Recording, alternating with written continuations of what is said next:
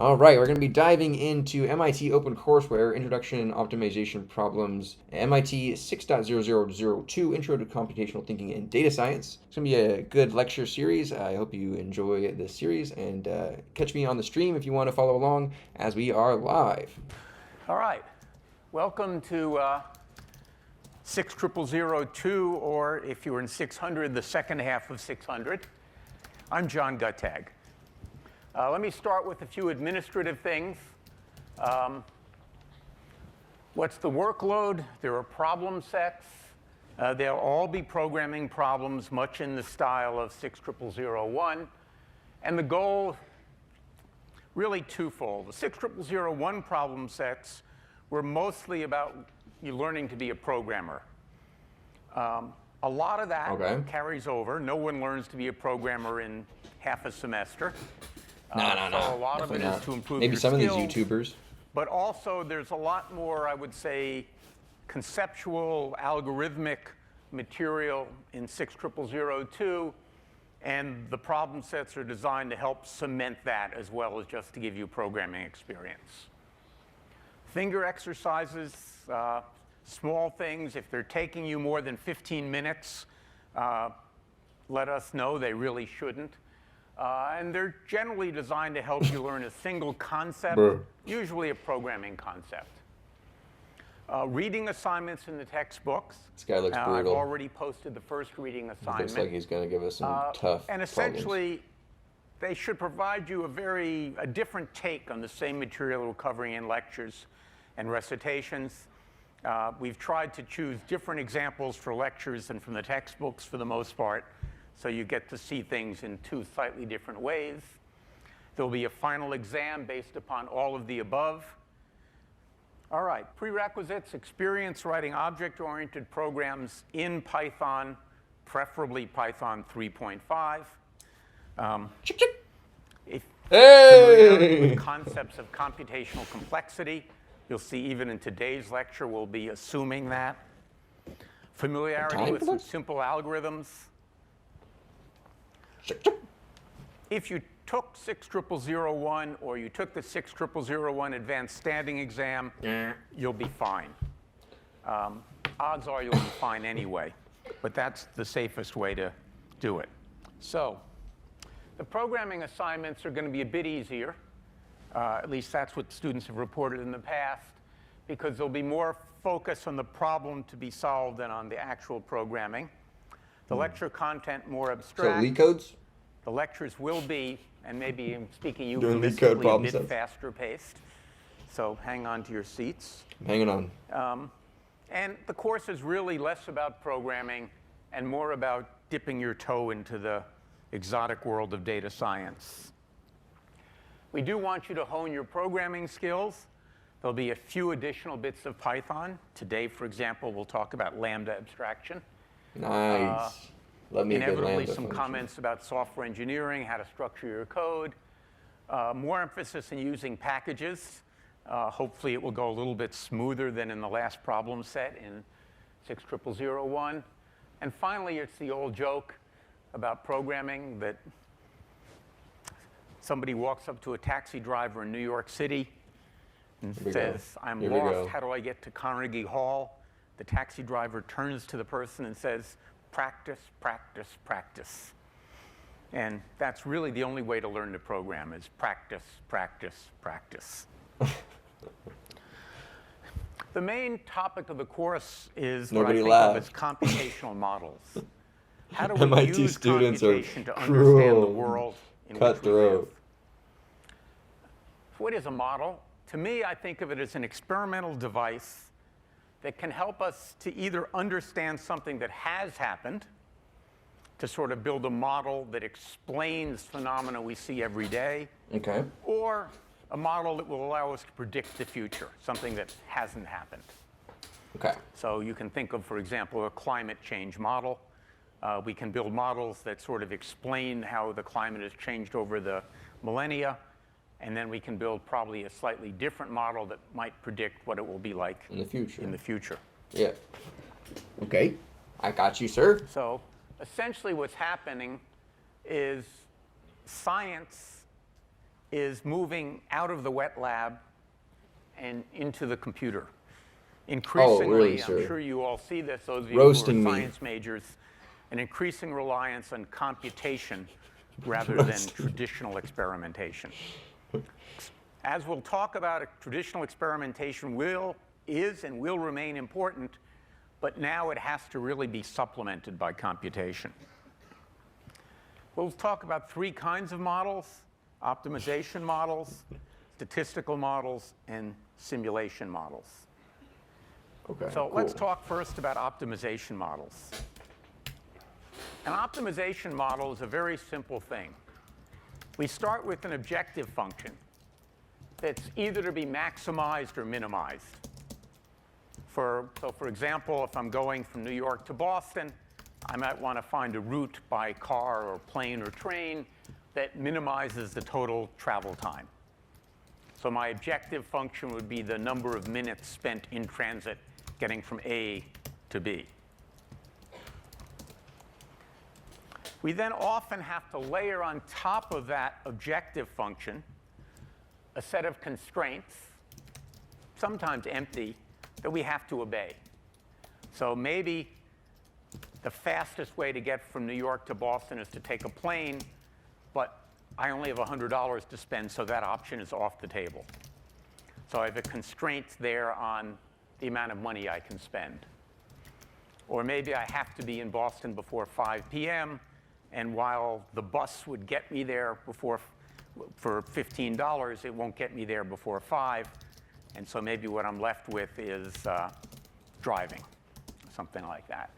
So objective function, something you're either minimizing or maximizing, and a set of constraints that eliminate some solutions. And as we'll see, there's an asymmetry here. We handle these two things differently. Okay. Nice. We use these things all the time.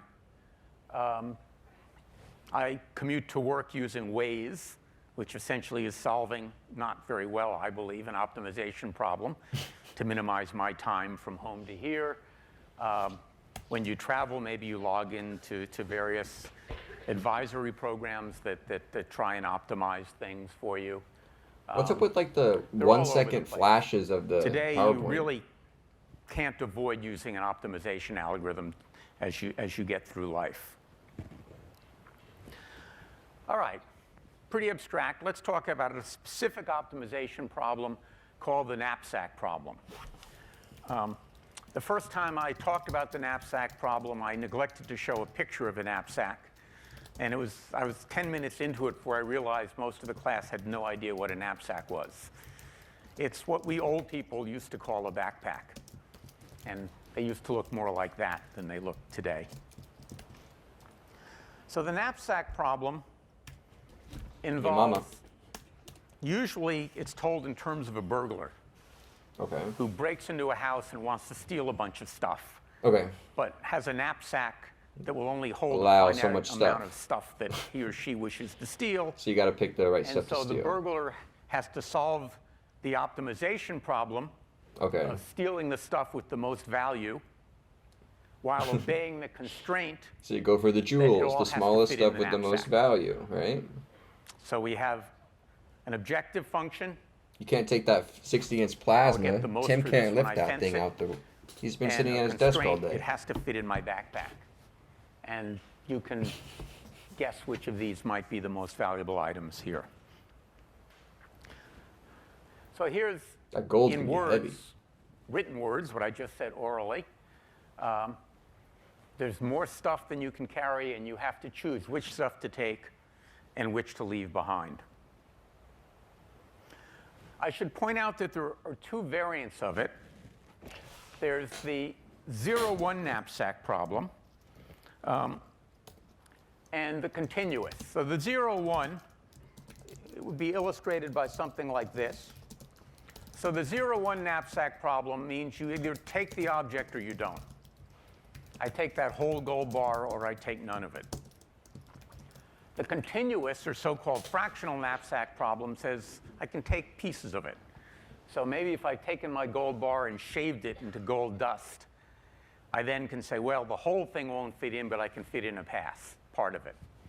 Why would you The shave continuous knapsack problem is really boring. It's easy to solve. How do you think you would solve the continuous problem? Does it fit? No. Does it fit? No. Does it Suppose fit? you had Yes. over here a pile of gold and a pile of silver and a pile of raisins, and you wanted to maximize your value. Well, you'd fill up your knapsack with gold, Then you go to and silver. so you either and ran then out you of go to gold or raisins. ran out of space. Yeah. If you haven't run out of space, you'll now put silver in until you run out of space. If you still haven't run out of space, well, then you'll take as many raisins as you can fit in. But you can solve it with what's called a greedy algorithm, and we'll talk much more about this as we go forward, Greedy algorithm. where you take the best thing first as long as you can, and then you move on to the next thing. As we'll see, the 0-1 knapsack problem is much more complicated, because once you make a decision, it will affect the future decisions. All right, let's look at an example. And I should probably warn you, if you're hungry, this is not going to be a fun lecture. Pretty hungry. So here's my least favorite, because I always want to eat more than I'm supposed to eat. What is that? So What's that point ice is, cream in the bottom typically left? knapsack problems are not physical knapsacks, but some conceptual idea. So let's say that I'm allowed 1,500 calories of food, Okay. and these are my options. I have to go about deciding, looking at this food, and it's interesting, again, there's things showing up on your screen that are not showing up on my screen, but they're harmless. Things like how my mouse works. Any rate, so I'm trying to take some fraction of this food, and it can't add up to more than 1,500 calories. Yeah. The problem might be, How many meals can you make? once I take something that's 1,485 calories, I can't take anything else. Or maybe Okay, 1,200 just a calories, constraint. and everything else is more than 300. So once I take one thing, it constrains possible solutions. A greedy algorithm, as we'll see, is not guaranteed to give me the best answer. All right, let's look at a formalization of it. So each item is represented by a pair. With a value. The and a value weight. of the item and the weight of the item. Okay. Right. The knapsack And can let's accommodate assume the items with a total knapsack weight of no more can than accommodate items with a W. total weight of no more than W. Okay, so you're just adding tuple pairs together of value I and weight. apologize and for the short trying to variable maximize names, value to but get they're easier to the fit minimized on, weight, on a right? slide. Finally, we're going to have a vector L of length n representing the set of available items. This is assuming we have n items to choose from. So each element of the vector represents an item. Now, for those that have taken some more advanced mathematics with a more, or maybe the only kind of vector terminology I really know about is kind of in terms of physics. Now, he says of n items. Now, is he just kind of using vector as a synonym for array here to, house like, a vector of L, right? Let's go back to that. A vector L of length n represents a set of available items. So it's a set, right? So each item is distinct of its own, right? In that case, you can't, or maybe it's just a set of available. I'm not using set like a set terminology of each element of the vector is an item.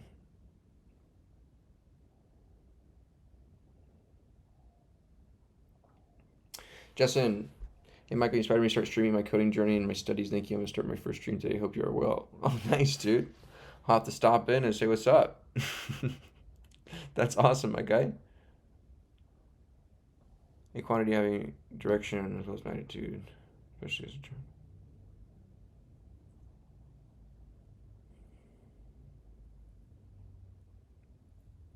So a quantity having direction as well as magnitude, right? Okay. So how can we apply that to this then? Well, obviously there's magnitude in terms of like value, or even magnitude in terms of weight. However you look at these two variables applied to this vector, right, for each item. Right now, in terms of the weight, is probably the length of it.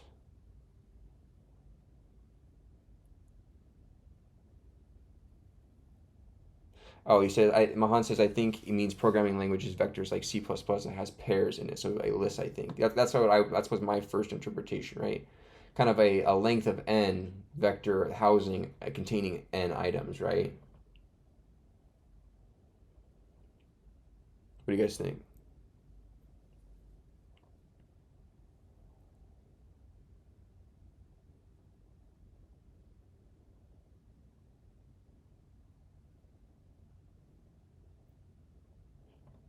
Representing the set of available items. This is assuming we have n items to choose from. So each element of the vector represents an item. Okay. Okay, so those are the items we have. And then another vector, v, is going to indicate whether or not an item was taken. Okay. So essentially, I'm going to use a binary number to represent the set of items I choose to take. For item 3, say, if bit 3 is 0, I'm not taking the item. If bit 3 is 1, then I am taking the item. Okay, that's your constraint. So it just shows I can now very nicely If your represent items are what I've bits, done by a or single integers, vector right, of bits. of zeros and ones. All right, let me pause for a second. Does anyone have any questions about this setup? Okay, so what I think he was kind of getting at there is like he kind of threw this binary number example at you, but I think he was just representing using an example of like having the binary number be what you're trying to, you know, decipher in terms of like think of it as the family jewels that the robber is stealing in this knapsack problem, right? Where you have a constraint of this binary number. If the third bit is a 0, you take it and you apply it to this v vector, which indicates whether it was taken or not. So if it's 1, the item is taken. If it's 0, the item is, oh no, maybe not. So this is a vector v of length n is used to indicate whether or not items are taken. Oh, got you. So it is a binary number in itself, and then it just is a switch, right? So then you could give various kind of, maybe create kind of codes to represent certain, what you took and whatnot. And then, okay, I got you. So back it up. Back it up. So what this v vector is kind of like, is just a, so, right, all zeros at first. And if you take the item, you just flip that bit, like that represents the integer, or the index, sorry, for the L vector, which has the set of available items in it, and then as taken or not taken, right? Nice, okay, cool. Indicate whether binary number to item, what I've done. So it just shows I can now, for a second, it's important to get, does anyone have any questions about this setup? What's going on, Prism? It's important to get this set up because what we're going to see now depends upon that setting in your head. Okay, so I've kind of used mathematics to describe the backpack problem. And that's typically the way we deal with these optimization problems. We start with some informal description, and then we translate them into a mathematical representation. So here it is. We're going to try and find a vector v that maximizes the sum of v sub I times I sub I. Now remember, what I sub I is the value of the item. V sub I is either 0 or 1. Yeah. So if I didn't take the item, I'm multiplying its value by 0, so it contributes nothing to the sum. If I did take the item, I'm multiplying its value by 1, so you get the value back. of the item gets added to the sum. Easy. So that tells me the value of v. And I want to get the most valuable v I can get. Exactly. Subject to the constraint Yep. that if I look at the items dot weight and multiply it by V, it's less the than the total sum weight of of the the weights knapsack. is no greater than W. Nice. So I'm playing the same trick with the values of multiplying each one by 0 or 1, Yeah. and that's my constraint. Cool. I like that. Make sense? Yes. All right. So now we have the problem formalized. How do we solve it? Well, the most obvious solution is brute force. I enumerate all possible combinations of items. That is to say, I generate all subsets of the items that are available. I don't know. So let me just quickly pause this and say brute force. All right. Let's just get some, write down these notes here. Enumerate all possible combinations of items. That is to say, generate all subsets of the set subjects. This is called a set. 2. Remove all of the combination whose total is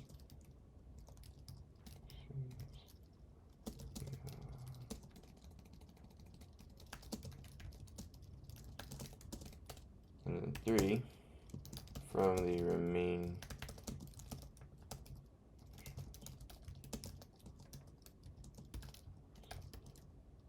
value is the largest. Okay, cool. I think you might have given a definition of the greedy algorithm already, so I think I just need to apply it into the knapsack problem.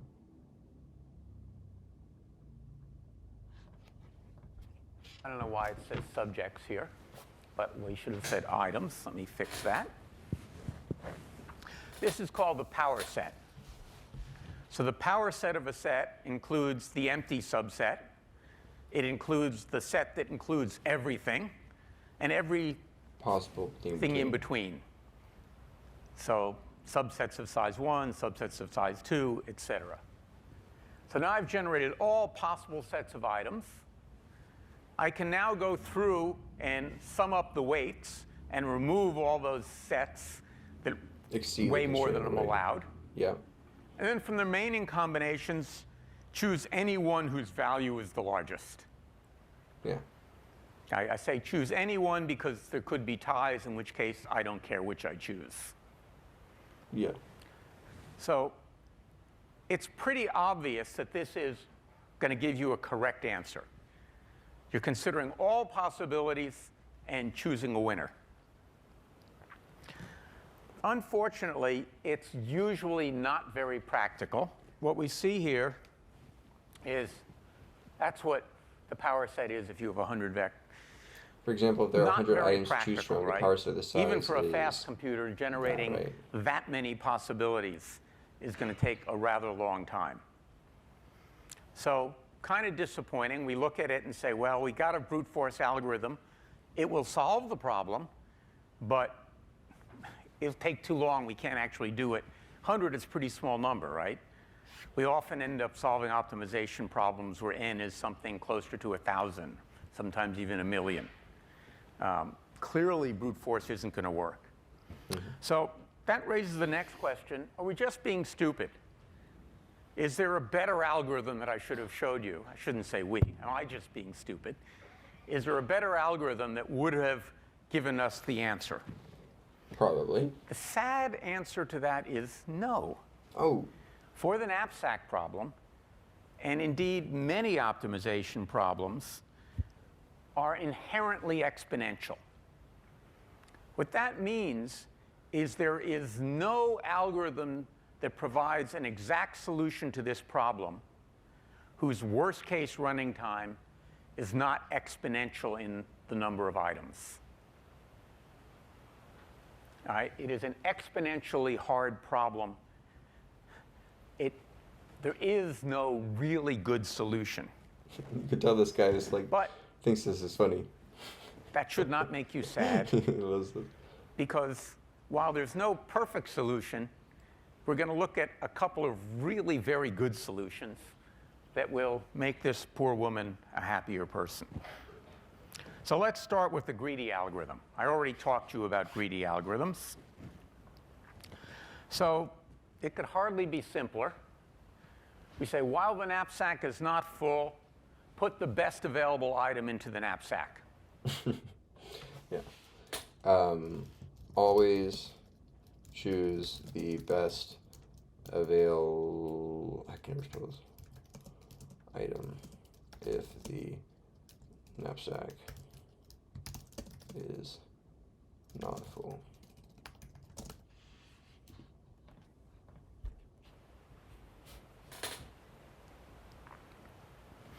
When it's full, we're done. We do need to ask a question. What does best mean?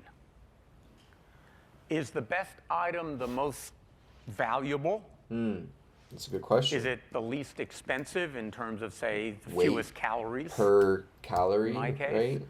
Or is Weight. it the highest ratio of value to units? Yeah, like ratio. You know, maybe I think a calorie in a glass of beer is worth more than a calorie in a bar of chocolate. Maybe vice versa. Which gets me to a concrete example. So you're about to sit down to a meal. You know how much you value the various different foods. For example, maybe you like donuts more than you like apples. You have a calorie budget, and here we're going to have a fairly austere budget. It's only one meal, it's not the whole day, of 750 calories. And we're going to have to go through menus and choose what to eat. That is, as we've seen, a knapsack problem. They should probably have a knapsack solver at every McDonald's and Burger King. So here's a menu I just made up of wine, beer, pizza, burger, fries, Coke, apples, and a donut. And the value I might place on each of these, and the number of calories that actually are in each of these. And we're going to build a program that will find an optimal menu. And if you don't like this menu, you can run the program and change the values to be whatever you like. Well, as you saw, if you took 60001, we like to start with an abstract data type. Like to organize our program around data abstractions. So I've got this class food. I can initialize things. I have a get value, a get cost. Okay.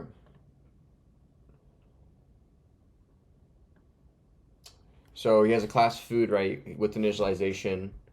He just has a couple of variables that he assigns as class instance variables of self-name, values, and calories, which he takes in as a weight and a W, N, and V. So weight goes to calories, or W. So interesting that he just W, okay. So he's a get function, or just a getter for getting value and getting cost, and then density is just the ratio of the get function of the value to cost. Then he has a stir that prints out the name plus is less than the value. I can't read it behind this thing. Behind the closed caption. Density, which is going to be the value divided by the cost. And then a string representation. So nothing here that you should not all be very familiar with. Yep. Then I'm going to have a function called build menu. Build menu, here we go. Which will take in a list of names. Okay, it takes in, so names, values, and calories. Don't got any type hints on this guy. Just give him a hard time. So we got names, values, and calories. So names, values, and calories are a list of same length. Name a list of strings, values, a calories, a list of numbers. returns a list of foods, right? So we have a menu for every I in the range of length of the values, right? So which is the same as the names and calories length as well. We're going to create a menu where we just have create a food item for each, and then we append that to the menu. Okay, easy. And a list of values. Not that we're not familiar with already. Of equal length. CS50P and a list Python. of calories that are all the same length. And it will build the menu. Okay, so it's going to be a menu of tuples, a menu of foods rather. And I build each food by giving it its name, its value, and its caloric content. Oh yeah. Now I have a menu. Now comes the fun part. Here's an implementation of a greedy algorithm. I called it a flexible greedy, primarily because of this key function over. So we have def greedy here, where we have items, max cost, and key function. Assumes items a list, right? Max cost is greater than or equal to 0. The key function maps elements of items to numbers. Items copy equals sorted. Okay, so we have items copy equals to a sorted items with the key function, and then we reverse order is to set to true. So we set this to reverse being, I'm guessing they want the maximum up front given the key function. Right? From descending. So result, total value is a cost. Total value and total cost are both equal to 0 for floats. For I in the range of the items copy, the amount of sorted items that we have. If the total cost plus the items copy index of I get cost, right, is less than or equal to the max cost, then we're going to append the item, and we're going to increase the total cost. Okay, so this just takes in basically every value in a linear format that you have it and adds it until you reach a max cost.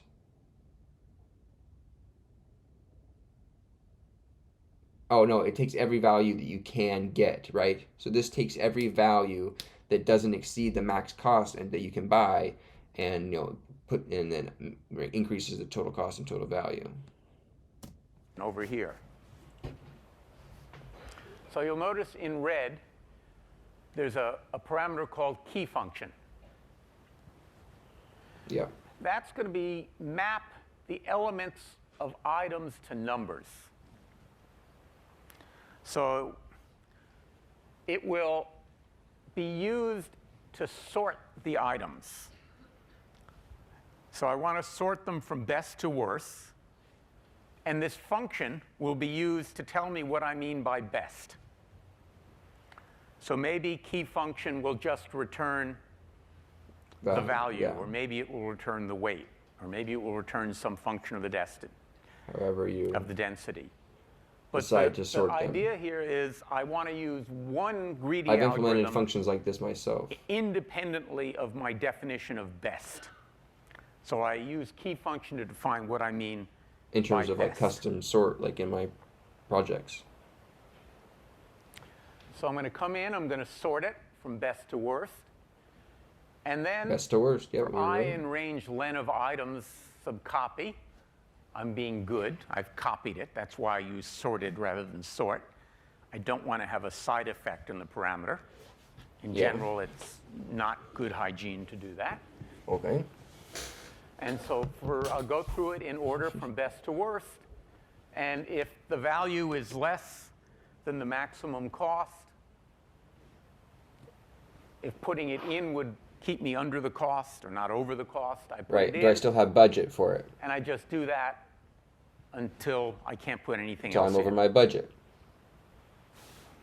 So I might skip a few, because I might get to the point where there's only a few calories left and the next best item is over that budget, but maybe further down I'll find one that is not over it and put it in. Okay, that's why I can't exit as soon as I reach, as soon as I find an item that won't fit. And then I'll just return. Coders heard the word hygiene, started shivering. Does this make sense? Does Yeah. anyone have any doubts about whether this algorithm actually works? Is this a trick question? I hope not, because I think it does work. Phew. Let's ask the next question. How efficient do we think it is? What is the efficiency of this algorithm? I appreciate it, Karabe. Well, Is it Karabe? let's see where the time goes. It's the algorithm we just looked at. So I deleted the comment, so we'd have a little more room in the slide. Who wants to make a guess? By the way, this is the question, so please go answer the questions. We'll see how people do.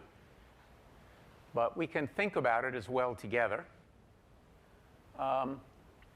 Well, let's see where the time goes. The first thing is at the sort. Always wanted So to know I'm about going to time. sort all the items. So you have to sort, right? And And you have to lose. So n log n. we heard from Professor Grimson how long the sort takes. See who remembers. Python uses something called timsort, which is a variant of something called quicksort, which has the same worst-case complexity as merge sort. And so we know that is Log n n. log n, Come on, MIT students. N log n. where n, in this case, would be the len of items. OK? MIT students, where are you at? So Got the sort we know n we log have n. that. Then we have a loop. How many times do we go through this loop? N times. Well, we go through the loop n times, Come on, MIT Once for students. each Someone raise their item. hand. because we do end up looking at every item. And if we know that, what's the order? Was it O of n squared log n? Oh, no, just say N log n plus Plus n, n. I guess, is order n log n, right? Yeah. So it's You pretty just add the efficient. n so it gets it's not multiplication. And we can do this for big numbers, like 1,000,000, And then you drop the constant. right? Log of 1,000,000 times 1,000,000 is not a very big number. So it's very efficient. Tim Sawyer, hey. Tim, where you at, All Tim? right. Here's some code that uses greedy. Takes in the items, the constraint, in this case will be the weight, and And then just prints them out. just calls greedy with the key function and prints what we have.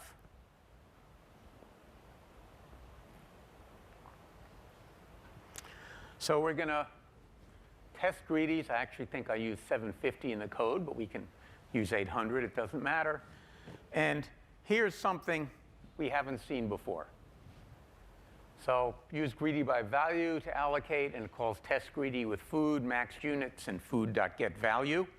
Notice it's passing the function. That's why it's not This isn't no test. closed parentheses after it. Use greedy to allocate it. And then we have something pretty interesting. Lambda function. What's going on with this lambda? So we're calling for every value of x So basically here, this, we're going to be in using place greedy function. by density to allocate.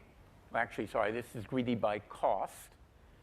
One And you'll over notice cost. what we're doing is we don't want to pass in the cost, right?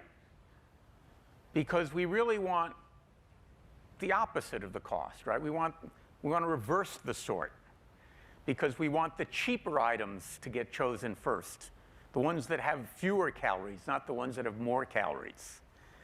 As it happens, when I defined cost, I defined it in the obvious way, the total number of calories.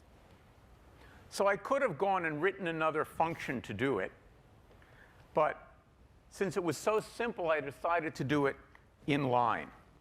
So let's talk about lambda and then come back to it. Lambda is used to create an anonymous function. Yep. Anonymous in the sense that it has no name. So you start with the keyword lambda. You then give it a sequence of identifiers and then some expression. What lambda does is it builds a function that evaluates that expression on those parameters and returns the result of evaluating the expression. So, and returns the result. I'm going to write this down. Make sure I have it for you guys in the notes.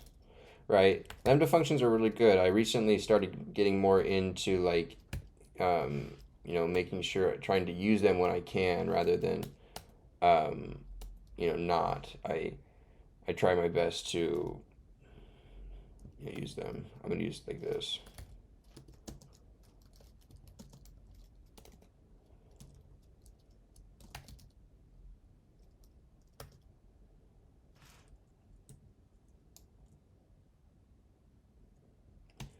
Right, and then, you know, some expression. Result of evaluating the expression. Returns a function. So instead of writing def, I have inline defined a function. So if we go back to it here, I have and returns the result of evaluating the expression. So instead of writing def, I have inline defined a function. So if we go back to it here, you can see that what I've done is lambda x, 1 divided by food.getCost Of x. of x. Yep. So for every x, just map it to that value, right? Notice food is the class name here. So I'm taking the function getCost from the class food, and I'm passing it the parameter x, which is going to be what? What's the type of x going to be? The food item, right?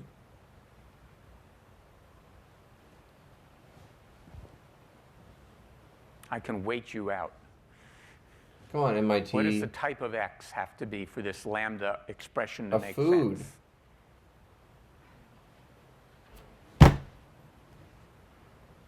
Dude. Well, go back to the class food.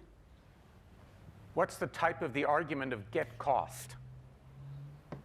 Is it not a food? What's the name of the argument to getCost? That's an easier question.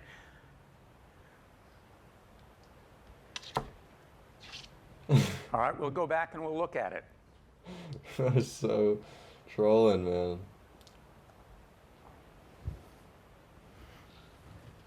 What's the type of the argument to getCost? Self, a food. Food, thank you. Oh my gosh, dude. This is who's going and paying tuition? Dude. Not one person in that whole lecture hall knew that answer? What? This is MIT. 2016. This is before AI. You had a... What? Well, it's on the Clash of Clans in the back. Yo, this is crazy.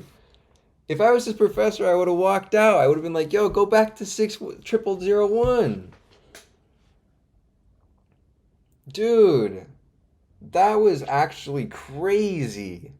That was like 30 seconds of solid lecture silence. Because no one knew the class object self was the call of a get function.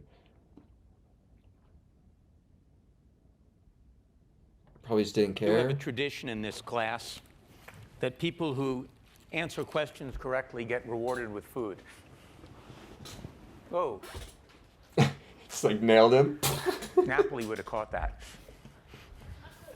Just decks the guy with the Laffy All right. Taffy. So it has to be of type food, right? Come on, this is crazy. In the class food. Wow. Wild.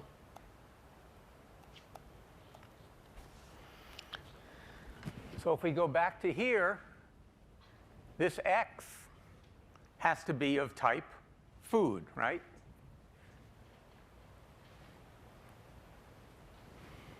And sure enough, when we use it, it will be. Let's now use it. Don't bail them out, guys. I should point out that Don't bail them out. They didn't know. Lambda can be really handy, as it is here. And it's possible to write amazing, beautiful, complicated Lambda expressions. And back in the good old days of 6001, people learned to do that. And then they learned that they shouldn't. My view on Lambda expressions is if I can't fit it in a single line, I just go write def and write a function definition, because it's easier Solid to debug. advice. Solid advice. But for one-liners, Lambda is great. All right. I like this guy. Let's look at using greedy. So here's this function test greedies. Takes foods in the maximum number of units. And it's going to go through, and it's going to test all three greedy algorithms. Okay. And we just saw that, and then here is the call of it. And so I picked up some names and the values. This is just the menu we saw. I'm going to build the menus, and then I'm going to call test greedies. So let's go look at the code that does this. So here you have it, or maybe you don't, because every time I switch applications, the Windows decides I don't want to show you the screen anyway.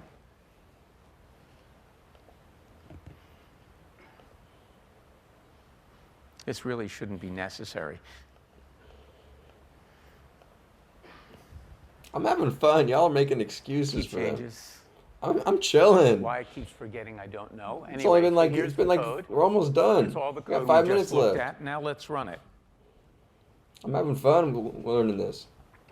Well, It's a good refresher. what we see here is that we use greedy by value to allocate 750 calories, and it chooses the burger, the pizza, and the wine for a total of a value of 284.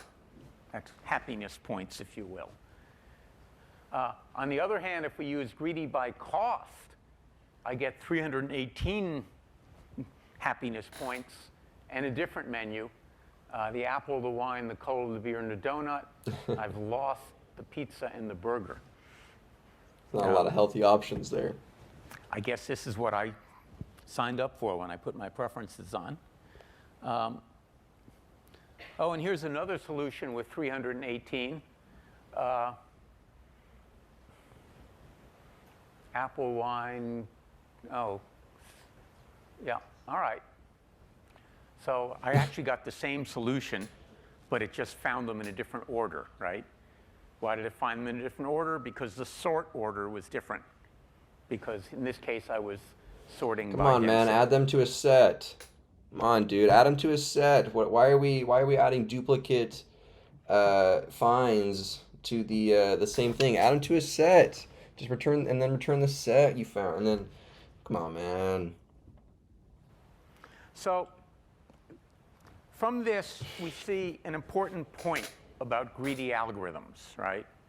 That we used the algorithm, and we got different answers. Why do we have different answers?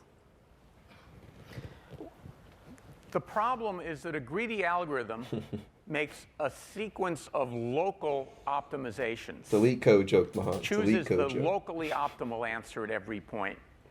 And that doesn't necessarily add up to a globally optimal answer. This is often illustrated by showing an example of, say, hill climbing. All right. So imagine you're in a terrain that looks something like this. Gotcha. And you want to get to the highest point you can get. So you might choose, as a greedy algorithm, if you can go up, go up. If you can't go up, you stop, right?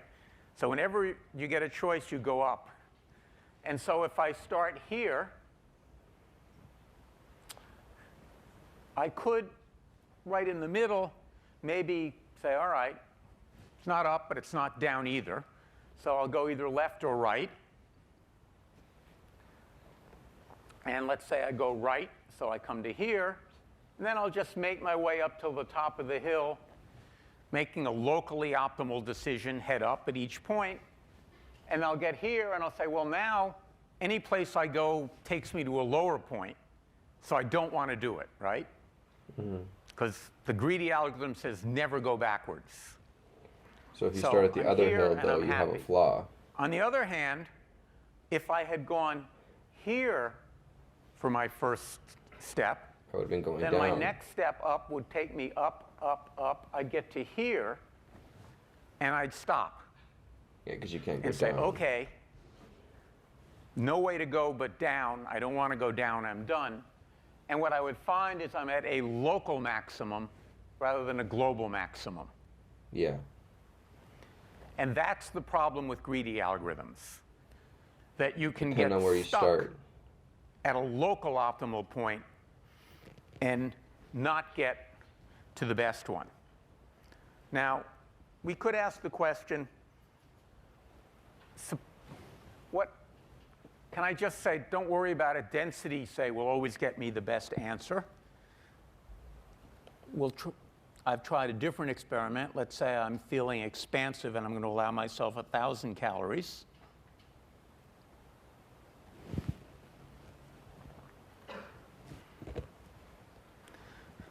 Well, here what we see is the winner will be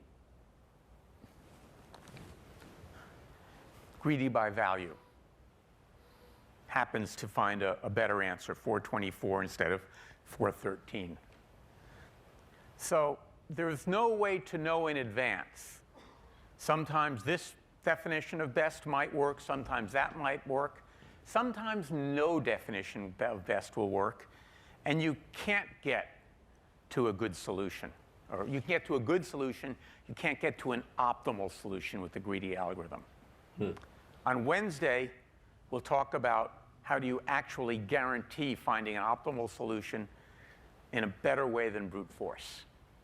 See you then. See you then. Nice. Boom! That was Lecture 1, Introduction to Optimization Problems of MIT 6002, Intro to Computational Thinking and Data Science.